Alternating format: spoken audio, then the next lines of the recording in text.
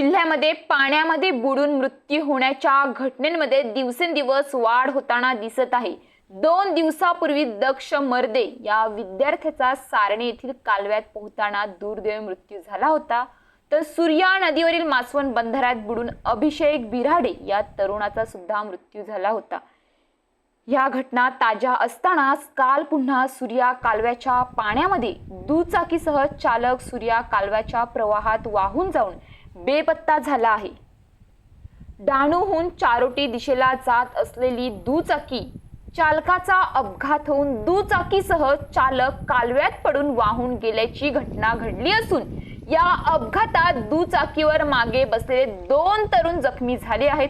सोमवारी रात्री 10 वाजण्याच्या सुमारास डहाणू जव्हार राज्य मार्गावरील सारणी येथे हा अपघात घडला।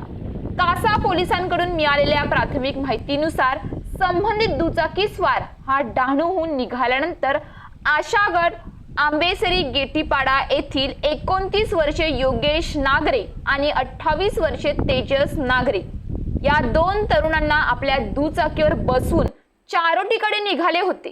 रात्री 10 वाजल्याच्या सुमारास सारणी येथे आला असता सूर्या कालव्याजवळील तीव्र वळणावर नियंत्रण सुटल्याने दुचाकी चालक दुचाकीसह कालव्यामधून वाहत असलेल्या पाण्यात पडला।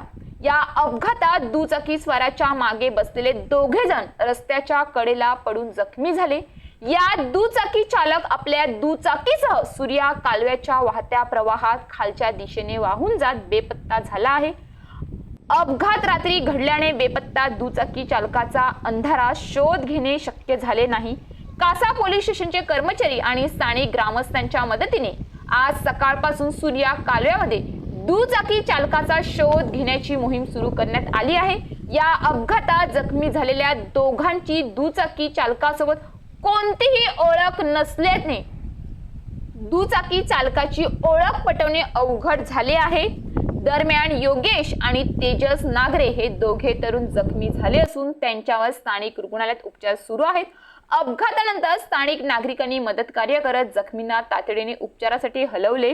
डहाणू जव्हार राज्य मार्गाला छेदून जाणाऱ्या सूर्या कालव्यालगत सुरक्षा कथडे नसल्याने पूर्वीही अपघाताच्या घटना घडल्या असून स्थानिक नागरिकांकडून सार्वजनिक बांधकाम विभागाच्या हलगर्जीपणावर तीव्र नाराजी व्यक्त होत आहे।